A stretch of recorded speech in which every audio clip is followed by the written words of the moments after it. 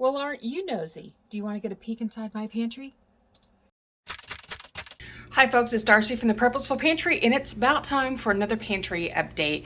About once a year I like to go through my pantry to make sure it's working and functioning the way we need it to, that we're not sitting on too much food. But today what we're talking about is actually going to be a redo of something structural. So let me flip you around. Here is our pantry. We have now, my dad has moved in with us, so we have added another food to the mix of things that we have to store here because he has a special diet. So we're going to be redoing some of what we have to do for food storage to accommodate him. But this is what it looks like today, real life, exactly what I have. But the biggest problem we have is our door here. I don't know if you can see it, but it doesn't quite fit anymore because we had some work done on the house. They never fit properly after, and they are accordion style, like this. But what happens is often I'll come in here into the pantry, I'll do things, the door doesn't hit me, and then I'll leave it open. And then, because we have our garage access right here, oftentimes they try to come in if they've been working outside and cannot get in the house. And it has jammed this door at the top even more and kind of put it off kilter. So we've come up with a solution, and since Dad's here and wants to do some work, we're going to do this. Both of these doors are going to come off of these tracks, and we're going to take them off, remove this peg. And we're going to mount brackets on the back of these doors to make them full swing doors like this. Then it's going to allow me to add a rack here to store some of our dried goods there so that we have more storage here, which is going to free up a ton of storage here for canned goods. We're going to do the same thing to this door by making it a free swing door, just like taking this off. And it's going to swing freely this way, and then I'll paint it at some point because I never did paint the inside when we replaced them. But I am not going to add weight to this because this right here is the problem. And it is not the mount here, but it is what's hanging in the door here because it's not high enough. We'll figure out a solution for that. But that's what our project is going to be today, is creating full swing doors for my pantry and adding more space.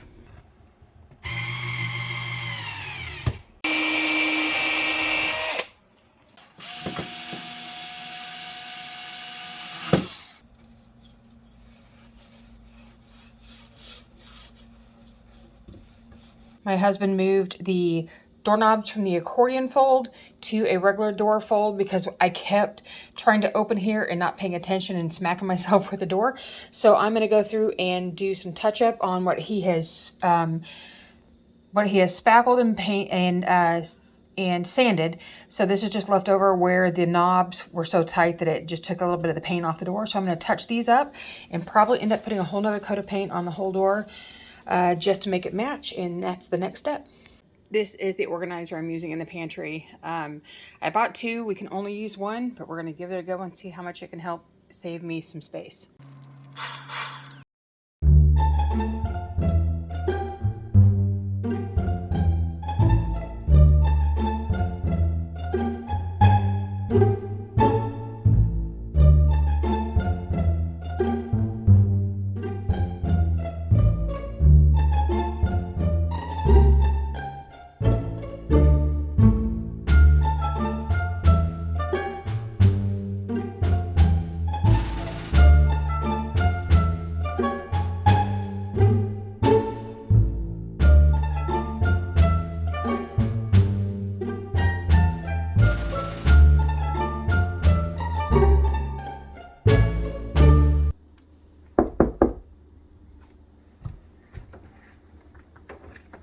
Welcome to my pantry.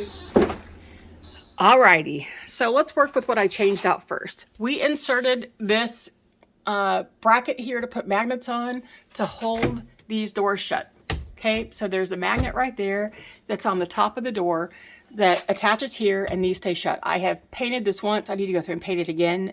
It'll be something I do down the road, but that's how this happens. And the reason being is that these work on a pivot system, just like every accordion door does. And then we put braces right here to hold it open, and we put 3 of them on there, and I may put a 4th down on the bottom if we find that we need it. And yes, this door needs one more coat of paint, but that's how we handled keeping the door straight instead of an accordion fold. But we can't put a lot of weight on this door because this door is the one that has the broken pivot, so it just works like it is, but it closes here. So we did the same thing on this door. We added, we reinforced the pivot here, just like we did on this door. We added the braces, which you can't see in here. And then because I am using a little bit of weight on this door, I moved everything onto here that's really lightweight. And don't freak out because I have so much ramen. There's a reason why it's there. So it's potatoes, it's potato chips. It is a little bit of a few box things that we have. Like this will be taco shells because we got through a lot of taco shells, but we've got some extra space right now. A few bags of dried seasoning mix, then a couple of things of macaroni for my youngest son, that when he wants to make macaroni, he can make it for himself and have a couple of meals out of it. Ramen, because I tried to buy just a few ramen and they didn't have them, so I had to buy a whole case. And then some nuts up here on top. So we're just doing some packaged seasonings. So this is very lightweight, so it's not putting too much weight on this pivot that's up here, because that's not what we want to do. So let's go through the rest of what's in my pantry.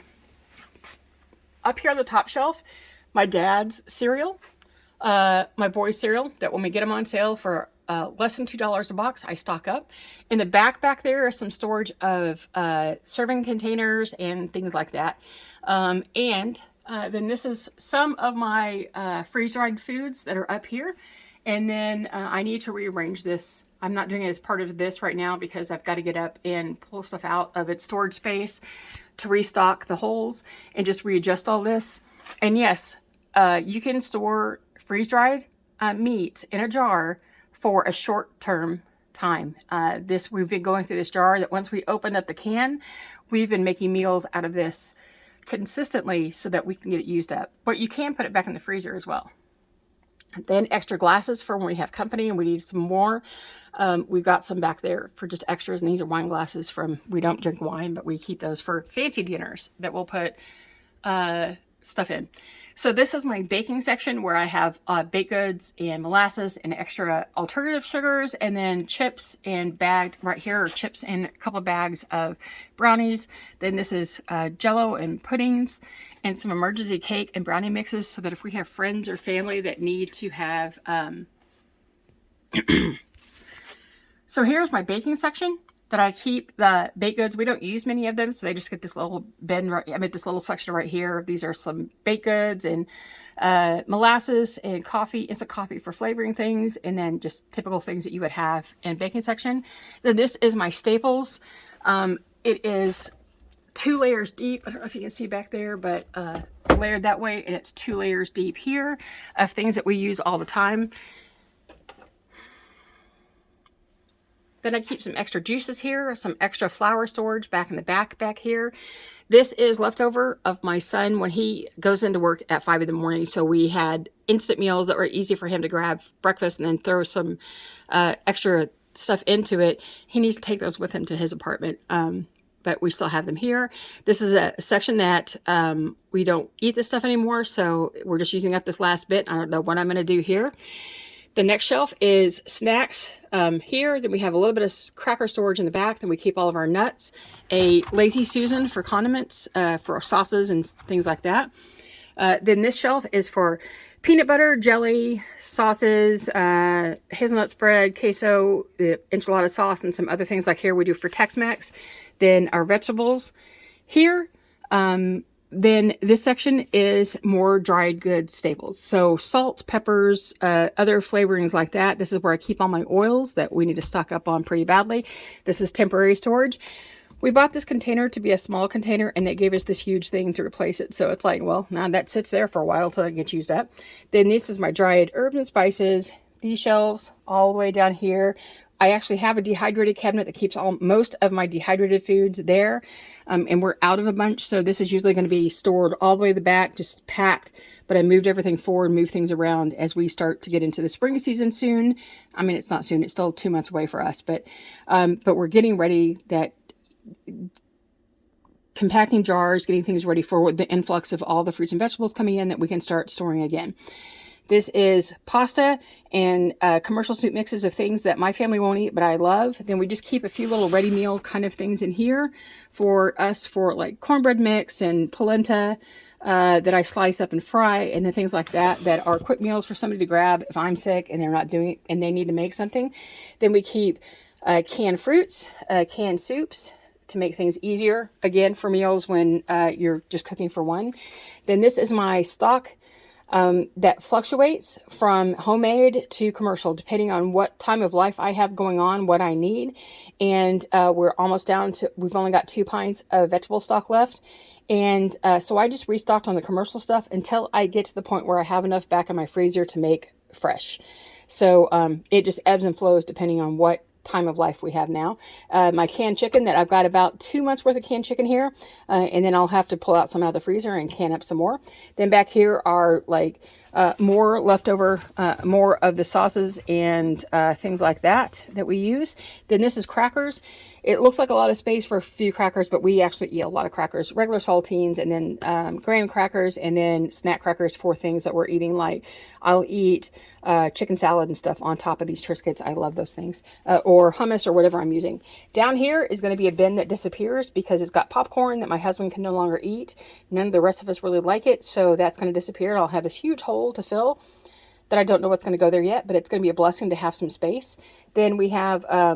these are my wraps for, and my tray liners for dehydrating and for cooking. Canned food, canned meats, which probably will end up taking up all this space as I can more of the meat that we have in our freezer. I'm going to just go ahead and use all that space for it. Then our grains, it runs 2 deep on all the grains that we keep here. Grains and some dried beans back there. Then we have all of our pasta back here in this corner. That now that the pasta monster in our family has moved out to an apartment locally, we don't eat pasta anywhere near as much, but we still want to have it just in case. Let me move this out of the way. Sorry. All right. So then down here, we made space where we took out a lot of the chips and things out of this bin. So I rearranged things. So now we have a place to store our potatoes. This is going to be more napkins. And then this is for paper plates, paper bowls for emergencies or for when we're sick or something. And then back there, we keep water. That's not our only water, but that's where we keep instant water. Then I have things right here that looks, like I need to clean it because I do need to clean up that dish. I haven't used it in a long time, so stuff gets on it. It's my Instapot and my salad spinner.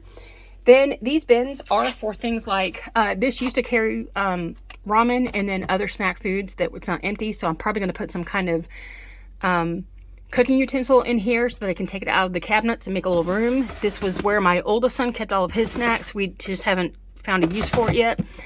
This is the stash of candy that my kids over time have thrown in here and never eaten, but it came in handy because my dad's a diabetic and he needed some candy to help get his blood sugars up the other day, and we had tons of it in there because I hadn't noticed. My husband's protein packets here. He likes to have some fish occasionally, and then he loves canned oysters. Then this down here is for snacks for him that we're getting low on, and then extra powdered or extra spice storage in bulk that I need to put away there. Then this bin down here is for all of our extra silverware. This corner is all of our food saver bags and then zip top bags that we got in bulk because we just do it that way. It's a lot cheaper. And then I refill some containers in our kitchen. So that's what that is down there. That's all food storage.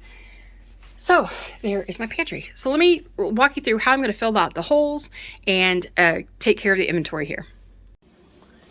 Okay, so now that you've seen the tour, how am I going to fix my holes? What am I going to do?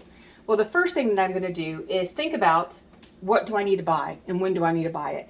Now, in some cases, the holes are going to be there and they're going to stay there. And they're going to be the thing that allows me to let my pantry ebb and flow for the season or for the sale. Because if something goes on sale and I need to stock up, I might adjust some things down so that I can have more space for that thing that went on sale that we use often enough that it's not going to just sit there. Because things go on sale. And how do I know when they go on sale? There's a thing called the 30-day, there's a thing called the sale cycle where grocery stores and manufacturers put things on sale in a rotation, sort of like about every 6 weeks things go on sale. And then there are times when there's a certain time of the year something might go on sale, like frozen foods tend to go on sale in March for some weird reason, instead of like in December and January when you'd think it's cold and adjust that to the freezer, but they tend to go on sale in March. So that's the time when you would want to stock up on all of your frozen vegetables and frozen fruit that you have, that you want to keep in your freezers for smoothies or for whatever you want to use it for. But how do I know that? Well, it's taken a long time to learn the fact that they do that sale, and I use other methods like that to help me work through and build this pantry. And I have something called the 30-day pantry challenge that allows you to do that. It's an ebook that I took to the printer and had them printed off and then just bound it with a spiral, so it was a little easier. But in one of the challenge days, I walked them through how to do this. And then how to know what to store, because I don't store based off some list I found on the internet. I base my list, my pantry, on things that we actually eat. Where I make up a meal, I get all the ingredients, I make sure that I have all of those ingredients for 3 or 4 or 5, 6 months, so that I know that I can walk in here and make one of my meals anytime, all the time. So if you'd like to get this, it's on sale from now to the end of January for $4 to help you get your year started. I'll put that aside now. Thank you for sponsoring my own video. All right, so the rest of these holes, I have things like we're out of queso. I usually at least have 3 or 4 jars at a time in here. I am low on Alfredo sauce that we do for my son, who when we have a regular pasta meal, I do a little Alfredo meal for him because he can't have tomato sauce. I have a little bit of hole here now in the baking section. Do I need it? No, I don't do that much baking with like desserts. So that may be just a place where I let things breathe and just have some extra space. I do know that I need, right here is my shelf of odds and ends vegetables that we keep canned, because I really like canned beets, but because I'm the only one in my family who does, I'm not going to pressure can canned beets. I'm not going to pressure can beets because it's not worth my time or the space in my pantry for me to have them every once in a while. So I go ahead and just buy commercially canned beets. I'm fine with them, but I am down to 1 jar. I'm at 1 can because there's some olives behind it. And then we do like hominy, and my husband does like some sliced potatoes done up in the skillet, really brown with some butter and Parmesan. He loves that like crazy, so I do that for him because you can't get the same texture with cooked potatoes. It just doesn't work the same. And then the thing that's changed in our family, all of a sudden, we now have a 5th member. My father's moved in, that you saw earlier, and so he likes beans, and that's something that we don't eat very much of. I keep garbanzo beans here for making hummus and some occasional chickpea snacks, and then I keep black beans because occasionally we will eat some black beans, my older son and I. So what we do need are beans, and so I will buy a few cans of beans to keep here, and then I'll buy dried beans for down in the in storage. I think one of these bins that I had on the bottom are going to be where I store some beans for him. But what do I do with that? Well, Lisa Sutton of Sutton's Days has a new Project Pantry planner that I went ahead and altered 2 of her pages for me to keep a list of what do I need to stock up on. So I printed off 2 copies of the grocery list, and I broke down each of the sections like you would if you were walking into a grocery store about what you would buy to make it easier for you to shop. And then I just started writing down those things that I knew I was going to be low on and added them to the list. Like for vegetables, I've got beans, beets, hominy, and sliced potatoes. So while I don't have quantities next to it, because I'm not looking for a quantity at this very moment, I know that when I start looking at the grocery list that comes out on Wednesdays for me about the stores locally to me that have sales, I will look to see what's on sale. And then I will double check this list to say, okay, I need to restock these things. I'm going to try to find the best price that I can, the lowest price that I can possibly get at this time of year in this season of our lives, and buy what I need to buy. Not necessarily buy all of this on this week's groceries run, because I don't need all of this at one time. Now, the next thing I'd like to do is encourage you about your pantry. I know that many of you don't have a pantry this large. This is a closet that we gave up in our house in order to have a pantry. This was just a coat closet that you would put your coats in when you came in, that you would store your vacuum cleaner in and stuff like that.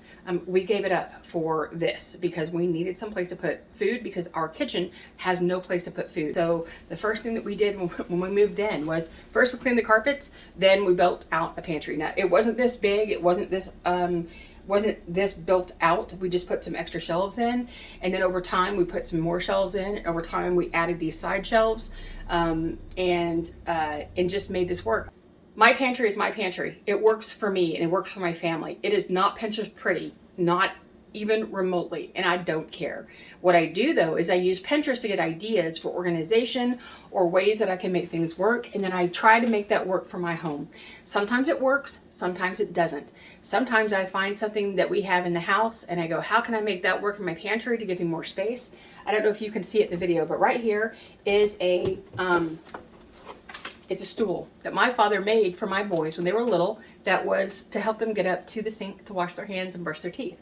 When they got old enough to not need this anymore, they got tall enough, I didn't know how I was going to use it, and I certainly didn't want to get rid of it because my dad made it, and it's really, really nice, and it's heavy, and it's good. And I thought, I can make some extra space in my pantry. So it turns out it fits these bins just perfectly, that I can get a little extra stored in there.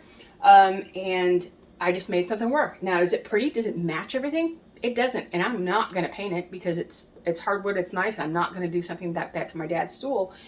But I also don't have matching shelving because I don't care to make it all totally pretty, because I need to make it functional. I used to have these wire shelves right here in a white, there's a white version of it that's a little more, it's not plastic, but it's plastic coated. And I used to have them right here, but with the weight, I found they were just sagging and things were not sitting right on the shelves. And because they had these long stretches, that some of the cans were then not sitting straight. So I went ahead and found some other ones. I got these from Target that I liked, that work, and they don't work as well this way for space, but they come out further so I can get a little bit more on a shelf.